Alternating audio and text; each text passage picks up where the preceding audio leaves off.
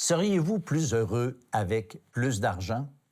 Eh bien, c'est le sujet qu'on aborde aujourd'hui à l'heure de la bonne nouvelle.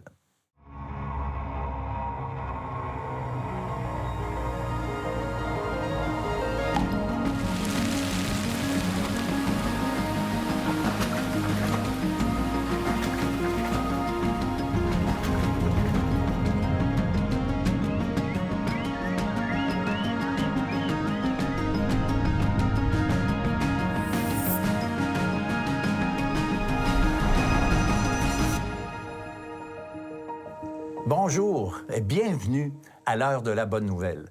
Nous poursuivons notre série cette semaine, Le monde à l'envers selon Jésus. On prend certains enseignements de Jésus et on va constater que pour nous, c'est un monde à l'envers ou pour lui, c'est un monde à l'endroit, mais clairement, il y a un contraste incroyable entre ce qu'il a enseigné et ce que nous vivons. Et pour cette émission, j'ai avec moi Martin Lébreux, Samuel Plante. Alors, salut les gars. Salut François. Écoutez, j'aimerais ça, Martin, tu nous shootes tout de suite en partant le thème de notre émission d'aujourd'hui. Bien, notre thème d'aujourd'hui, c'est l'amour de l'argent fait le malheur. Puis j'insiste sur l'amour de l'argent. Et on a basé ce thème-là sur Matthieu 6, 24, qui dit « Vous ne pouvez pas servir Dieu et l'argent ». Et en préparant, moi, cette émission, je me rappelais le slogan de l'Auto 649. Dans les années 80-90, il y avait une publicité et ça disait « L'Auto 649, ça change pas le monde. » T'en souviens-tu, toi? Sauf que... L'Auto 649, ça change pas le monde, sauf que... Et dans la publicité, c'est un 30 secondes de publicité, il y a 3 personnes qui sont ensemble, ils ont gagné. Puis là, ils expliquent comment ça change pas le monde. Mais à la fin, ils arrivent devant le photocopieur, puis ils lèvent le photocopieur, puis ils photocopient leur visage avec un sourire fendu jusqu'aux oreilles. Et là, ils écrivent « Bye bye boss », puis ils mettent ça en dessous de l'essuie-glace de la voiture de leur boss parce qu'ils s'en vont. Alors, la publicité donnait vraiment l'impression qu'avec plus d'argent, ça apporte plus de bonheur, de joie puis d'indépendance. Mais on va voir aujourd'hui si c'est vrai que ça apporte plus de bonheur. Ça fait en tout cas miroiter bien des choses là, dans notre esprit. Oui, à savoir si l'argent fait le bonheur ou le malheur. Je trouve que c'est une bonne question. Puis écoutez, les gars, je vous aime tellement. Je suis content de travailler avec vous autres. Je vous ai préparé 40 piastres chaque pour vous remercier. 40, pourquoi pas 50? 40, c'est quand même bien, là. Mais on va déterminer ensemble si l'argent fait le bonheur ou le malheur. Puis si l'argent fait le malheur, parce que je vous aime... L'amour de l'argent fait le malheur. L'amour de l'argent fait le malheur. Bien, je vais reprendre mon argent, puis tu sais, parce que je vous aime, tout simplement. On règle ça dans le dernier segment de l'émission. Alors, ceux qui sont intéressés de voir comment ça va finir, bien, il va falloir que vous restiez avec nous. Puis moi, j'ai posé la question au public, seriez-vous plus heureux avec plus d'argent? On écoute ça ensemble. Ben oui, c'est sûr. Ben, on peut faire des voyages, on peut gâter nos proches. Oui, tout à fait. Ouais. Ouais, ben oui. Oui, je pense. Je pense que je pourrais faire plus de choses ou en faire profiter plus d'autres. Non, je ne pense pas que je serais plus heureux. Je pense que j'ai travaillé de sorte à avoir ce qu'il me fallait. Et à partir du moment où j'ai obtenu ce qu'il me fallait, plus d'argent ne changerait pas grand-chose. Ben non, pas vraiment. J'en ai suffisamment, fait que c'est correct. J'en aurais plus, ça changerait pas grand-chose. Je suis pas prêt à dire ça. Je pense que ça en prend un certain montant, certes, mais de dire plus, je suis pas convaincu de ça. J'en ai déjà eu plus qu'aujourd'hui, j'étais pas davantage heureuse. C'est pas relié uniquement à l'argent, le bonheur. Puis le bonheur, c'est une notion très vaste, du reste. Oui, mais non en même temps, parce que ça nous rend plus heureux parce qu'on a plus tout ce qu'on désire, mais dans un sens, c'est pas ce qui ferait vraiment le bonheur. Heureuse, non. Pourquoi? Ben, je suis bien comme ça, là. Je pense que la santé, je pense que c'est principal. Non, je pense pas que ça prend plus d'argent. Je pense qu'il faut juste faire ce qu'on aime. Non. Ben, plus on a d'argent, plus on a de dépenses. Non. Non, c'est pas l'argent qui est heureux. Ma mère disait toujours l'argent, ça aide au bonheur, mais c'est pas ça qui fait le bonheur. J'ai bien aimé ce qu'une dame a dit. Elle dit, j'en ai déjà eu plus, puis j'étais pas plus heureuse. Puis je pense que c'est, en tout cas, à mon sens, c'est vraiment la réponse parfaite. Parce qu'elle a vécu. C'est une notion. Oui, c'est une notion, l'idée d'avoir plus d'argent, qu'on a vraiment l'impression que oui. Puis éventuellement, tous ceux qui se rendent là, puis qui en ont plus, la majorité vont dire, écoute, finalement, je n'étais pas plus heureux ou heureuse. Donc, tant qu'on n'a pas atteint, on a cette impression-là. Tant qu'on ne le vit pas, on a cette impression-là, mais finalement, non. Quelqu'un de très sage s'était fait poser la question, combien ça prend d'argent pour être heureux? Et la réponse qu'il avait donnée, un peu plus que qu'est-ce que tu as maintenant. Autrement dit, c'est jamais. Ça va jamais arrêter de soi-même. C'est ça. Je trouve que les réponses du Vox Pop sont assez nuancées. Puis on voit que dans la société, l'argent n'est plus nécessairement le motto, là, le matériel, les dépenses, c'est plus le leitmotiv, le moteur qui fait avancer tout le reste.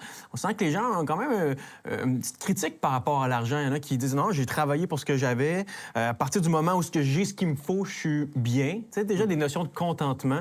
Et je trouve ça intéressant parce qu'on met en parallèle l'argent avec le travail, ce qui nous est nécessaire pour vivre. Et ça me fait penser à un proverbe qui dit « Mieux vaut peu, honnêtement, gagner que de grands revenus acquis injustement, sans avoir travaillé, des revenus acquis rapidement, sans avoir œuvré pour. » Comme les loteries, par exemple. Exact. Il paraît qu'ils sont toujours plus pauvres après quelques années, après avoir gagné. Mais de toute façon, moi, je me dis aussi, même ceux qui se disent satisfaits avec leur argent, c'est correct, si on leur annonçait qu'ils viennent de gagner un gros lot, je pense qu'ils seraient aussi excités. Je veux dire, ils seraient pas... Ah, ben tant mieux, on va le donner aux pauvres. Non, je veux dire, je pense que... Ah oui, ça se peut-tu? En tout cas, de toute façon, on restait avec nous parce que on vous invite on va poursuivre cette série d'émissions avec Samuel et on va continuer de parler d'argent. L'argent a un pouvoir magnétique sur n'importe quel être humain. Il me semble si je pouvais gagner un petit peu plus. On sait que l'argent rend pas nécessairement heureux, mais en même temps, quand tu regardes nos rythmes de vie, on est prêt à en faire des choses pour en avoir un peu plus. L'amour de l'argent, en fait, vient tranquillement te déposséder de toi-même.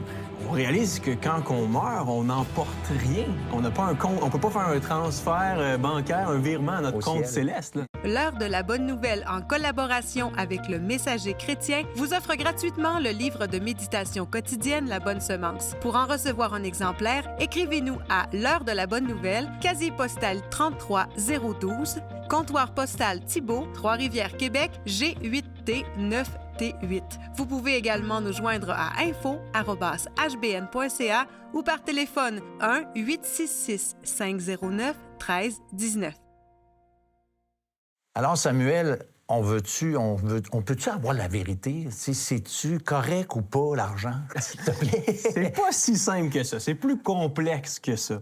En réalité, on voit de nos jours qu'il y a plusieurs qui reconnaissent l'aspect futile, vain de courir après les sous. Hein? Comme la pub de Mastercard le disait, même l'argent ne peut pas tout vous acheter. Il y a des choses qu'on ne peut pas acheter dans la vie. Pour tout le reste, il y a Mastercard.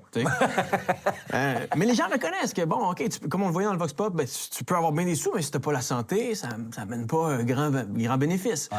On réalise que quand on meurt, on n'emporte rien. On n'a pas un compte, on peut pas faire un transfert bancaire, un virement à notre compte céleste. Là, j'ai une bonne blague là-dessus, Samuel. 2 gars suivaient un corbillard d'un homme très riche qui était décédé. Et puis, un des deux, il dit à l'autre, il dit, écoute, il dit, sais-tu comment il a laissé? T'sais, y a-tu beaucoup laissé? En voulant dire d'argent, c'est comme héritage. Puis l'autre, il dit, il a tout laissé. Hey, on n'a pas le choix.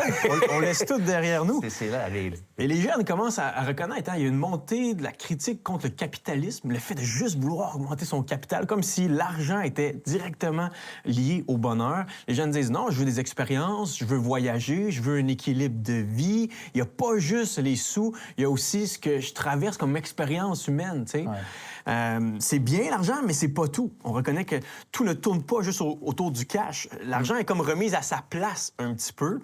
À un certain moment, il en faut un certain montant pour vivre, pour subvenir à nos besoins, mais pas nécessairement des millions et des millions de dollars. J'ai visité mon médecin, puis c'est une femme qui prend sa retraite qui m'a dit que dans les 10 dernières années, elle a travaillé 7 jours par semaine parce que, tu sais, elle avait des rapports à remplir tout. Et puis, la jeune génération de médecins, ils veulent pas ça. Puis elle a dit, c'est très bien, parce qu'ils veulent limiter leurs heures de travail, puis c'est connu dans les médias que c'est un fait. Puis c'est pas un mauvais choix comme individu d'avoir une vie plutôt que juste avoir de l'argent.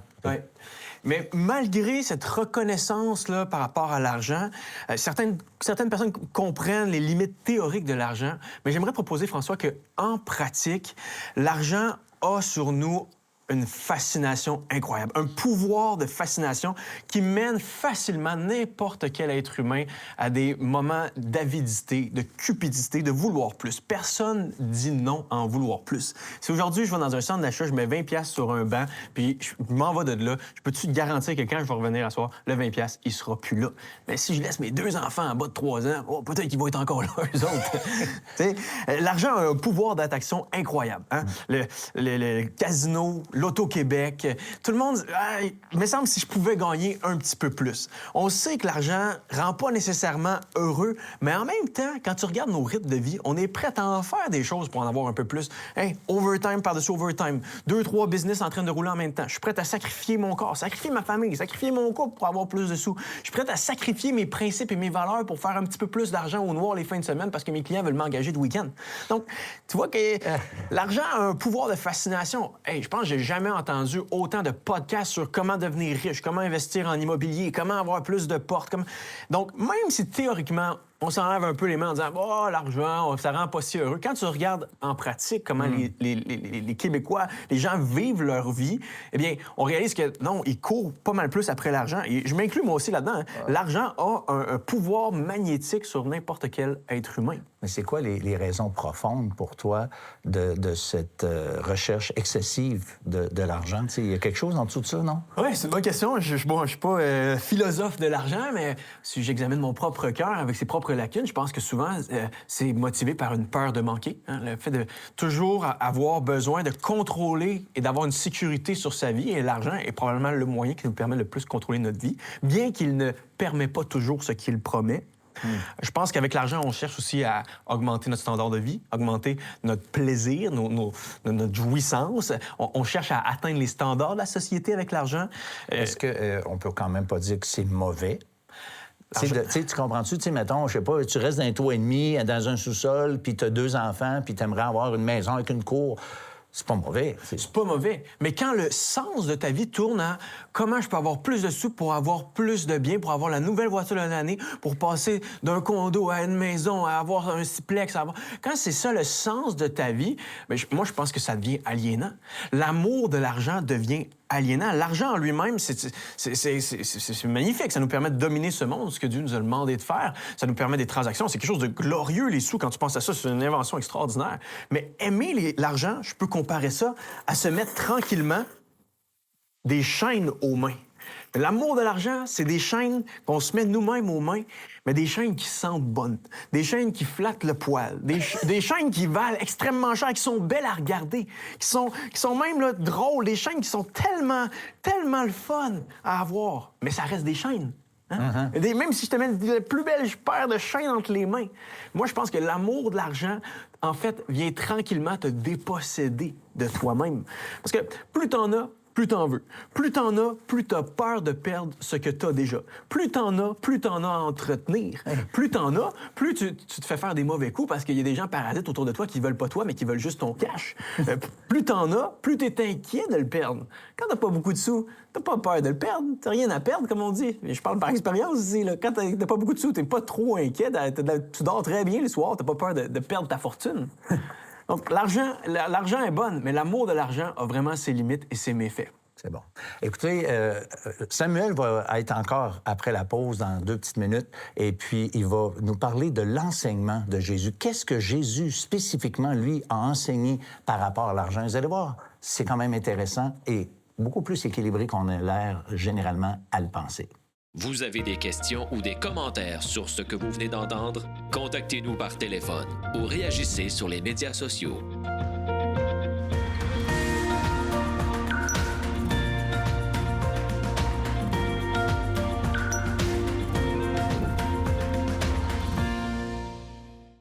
Les chrétiens croient et confessent que Jésus est le Seigneur du ciel et de la terre et que tout a toujours rapport avec lui. Tous les chemins de cette vie, de notre existence interne, ce qu'on voit extérieurement à nous, amènent à Christ. Et ça vaut aussi pour notre portefeuille. Martin Luther, un grand réformateur, disait que chaque personne a besoin de 3 conversions, celle de l'âme, de l'esprit et du portefeuille. J'aimerais vous proposer que Jésus a parlé de l'argent d'une façon très, très équilibrée. En fait, on voit que Jésus n'a pas une critique excessive par rapport aux sous eux-mêmes. Jésus s'est tenu avec des riches, pas eu de problème à manger avec un gars comme Zachée, qui était probablement très riche. Il y a même un de ses disciples qui était plus riche que les autres, collecteur d'impôts, Matthieu, qui semblait avoir une plus grande fortune que le reste des autres disciples. Jésus n'a pas eu une critique excessive du système là, qui cherche toujours plus à s'enrichir. Au contraire, il a été dans la même ligne que l'Ancien Testament par rapport aux sous. L'argent est un cadeau de Dieu, ce qu'on peut lire en Ecclésiaste 5, 18. Et même si un homme a reçu de Dieu des richesses et des biens, s'il lui a donné le pouvoir d'en manger, d'en prendre sa part et de se réjouir au milieu de son travail, c'est un cadeau de Dieu. Jésus a plutôt dénoncé, décrié et pleuré sur ceux qui faisaient de l'argent leur maître et leur Dieu. Un jour, Jésus rencontre un homme extrêmement riche, là. 2-3 Tesla, garage, tout le kit. Jésus lui dit « Hey, mon gars, fais une grosse vente de garage, là, puis suis-moi. Prends l'argent que tu vas avoir pris, puis on va le donner aux pauvres. » Et Jésus savait qu'il avait affaire devant lui à un homme extrêmement vertueux. Mais cet homme-là s'est heurté aux limites de sa vertu en disant « Je suis pas prête à faire ça. Les sous ont trop de place dans mon cœur pour que je te suive, toi, Jésus de Nazareth, bien que tu me sembles être vraiment un bon gars. » Et ce jeune homme-là est retourné chez lui très triste. Jésus a parlé de l'argent en termes d'adoration. Soit tu m'adores, tu adores le Dieu vivant, dont je suis le Fils unique, ou soit tu adores autre chose. Et plus souvent qu'autrement, c'est motivé par l'amour de l'argent. Jésus a été direct en disant, écoutez, vous ne pouvez pas servir 2 maîtres, car ou tu vas en haïr un, ou tu vas aimer l'autre, ou tu vas t'attacher à l'un, ou tu vas mépriser l'autre. Il dit, vous ne pouvez pas servir Dieu et mammon. Le terme utilisé, mammon, c'est un terme qui vient comme personnifier la richesse, comme si c'était derrière la richesse, il pouvait y avoir une force démoniaque et diabolique, un magnétisme diabolique. Jésus est en train de dire, n'allez pas croire que vous me suivez et que vous m'aimez si tous vos choix et vos décisions dans cette vie sont basés sur ça ici, sur le cash. Jésus place le discernement en termes d'adoration. L'argent, c'est bien, mais c'est pas divin. Et Jésus nous évite en fait de diviniser l'argent et non plus de le diaboliser. C'est une bonne chose, mais le seul culte qu'on doit dans ce monde, c'est une adoration complète de notre corps, de notre cœur, de notre âme au seul Dieu vivant. Et c'est le premier des commandements quand tu lis dans l'Ancien Testament. Tu n'auras aucun autre Dieu que moi. Dieu demande à l'être humain un amour, une passion exclusive. C'est comme si j'arrive demain matin à ma femme et je dis « Écoute, chérie, je t'aime bien, mais j'aimerais ça en rentrer une deuxième dans le portrait. » Peux-tu vous dire que ça risque de brasser après ça? Jésus nous dit la même chose. Je veux l'exclusivité de ton cœur et les sous ne doivent pas venir prendre le dessus. J'aimerais ça vous citer David Paul Tripp, un théologien, qui a dit il n'y a pas de neutralité quand il s'agit de parler de vos finances. Ce que vous faites, c'est adorer. Vous n'êtes pas neutre par rapport aux sous. Il dit, j'ai rarement fait un mauvais usage de l'argent parce que j'étais ignorant ou sans budget. Pas juste une question de connaissance. Non. J'ai déshonoré le Seigneur avec mon portefeuille parce que, à ces moments précis, je ne me souciais pas de ce que Dieu ou de quelqu'un d'autre disait. Je voulais ce que je voulais, hein, l'autonomie de l'être humain. Et si j'avais les ressources pour payer, pour le faire, je l'ai fait. L'argent, c'est bien, mais la foi en Dieu, c'est mieux. Tel est le discours, le propos de Jésus par rapport aux sous. À nombreuses reprises, Jésus répète à ses disciples avant de quitter, « Les gars, stressez pas trop. Inquiétez-vous pas trop des finances. » Il y a toujours une question de proportion ici. L'idée, c'est pas de partir puis de devenir quelqu'un qui vit pour la pauvreté. C'est pas le discours non plus de Jésus. Mais Jésus leur dit, stressez pas trop pour le lendemain, pour l'argent, la manière dont vous allez être vêtus, la manière dont vous allez vivre. Préoccupez-vous d'abord des choses de mon Père, du royaume de Dieu, et vous allez voir, le reste va se placer tranquillement. Il me semble que ça fait du sens, hein, parce que si la vie ne tenait qu'à l'argent, on arrêterait de voir des millionnaires se divorcer, avoir une vie qui sombre dans la dépendance d'alcool, de drogue. Des millionnaires, des gens qui sont extrêmement riches, avec de grandes possessions, s'enlever la vie. Parce que quelqu'un de sage a dit, avec de l'argent, vous pouvez acheter un beau lit, mais pas nécessairement le sommeil. Vous pouvez acheter une excellente nourriture, hein, les meilleurs repas avec l'argent, mais Parfois, vous allez perdre l'appétit. Vous pouvez acheter de magnifiques bijoux, mais pas la beauté. Les meilleurs médicaments, mais pas la santé. Des tranquillisants, mais pas la paix intérieure. De nombreux livres, mais pas l'intelligence et la sagesse. Un excellent confort, mais pas le bonheur. Une assurance sur la vie, mais pas sur la mort. Une place au soleil ou au cimetière, mais pas dans le ciel. C'est fort quand on y pense. Jésus dit... Ce que vous avez besoin d'abord et avant tout, le seul trésor qui peut vous faire vivre et revivre, c'est de placer votre confiance en moi. Et ça, là, c'est un trésor que rien ni personne ne peut vous enlever. Les choses de ce monde, les billets de banque, les possessions, tout finit par rouiller, tout finit par se dégrader, même vous et moi. Et si vous avez une maison, vous savez très bien que tout s'en va en se brisant et se cassant, et il faut faire des rénovations, et il faut entretenir notre maison. Les trésors de ce monde sont éphémères. Jésus enseigne à ses disciples, les gars, vous voulez le vrai bon trésor là, qui va vous s'accrocher à vous, et vous allez vous accrocher à lui, et il ne va pas vous détruire comme l'amour de l'argent va vous détruire. Non, il va vous faire vivre. Et je suis ce vrai bon trésor. Pour le citer exactement, en Matthieu 6, versets 19 à 20, il leur dit « Ne vous amassez pas des richesses sur la terre où elles sont à la merci de la rouille, des mythes qui rongent ou des cambrioleurs qui percent les murs pour voler. Amassez-vous plutôt des trésors dans le ciel. Là-bas, il n'y a pas de rouille, je vous le jure, je reviens de là. Ni mythes, ni rongeurs, ni cambrioleurs qui percent les murs pour voler. Parce que là où est votre trésor, là aussi sera votre cœur. » Et en terminant, laissez-moi vous proposer que la vie la plus équilibrée financièrement parlant, c'est une vie qui est vécue dans la grâce de Dieu. On lit en titre que la grâce de Dieu s'est manifestée et ça devient le moteur pour vivre dans le présent une vie équilibrée, juste et empreinte de piété. Le psalmiste va dire, au fond, là, il n'y a que la bénédiction de l'Éternel qui enrichit l'être humain. Et s'il peut dire ça, c'est parce qu'il sait pertinemment que de vivre à fond pour Dieu nous amène à avoir une gestion du portefeuille saine, à la gloire de Dieu. Et bien sûr, le travail et nos mandats, on va travailler, on va gagner des sous, mais on va faire ça à la gloire de Dieu. On va faire ça pour pouvoir être généreux avec les gens.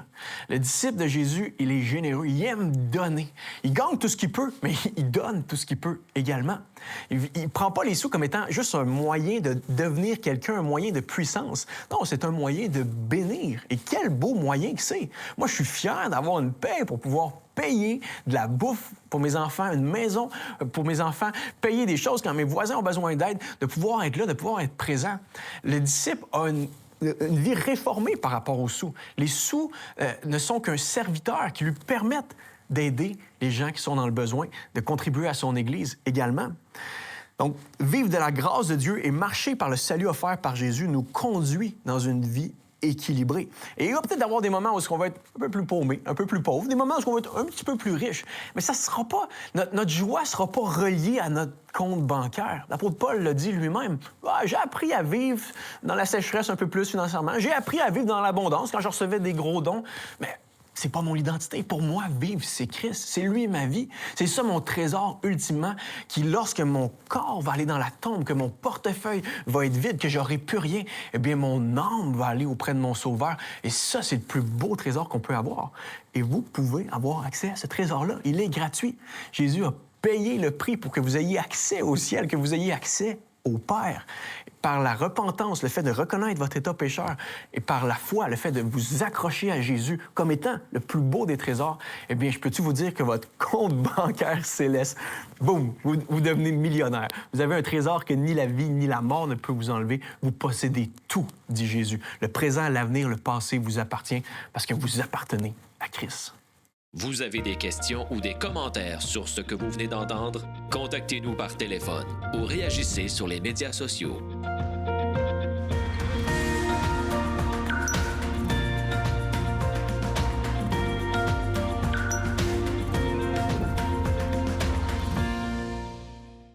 Hey Martin, Samuel, merci encore pour ton message. J'apprécie tellement.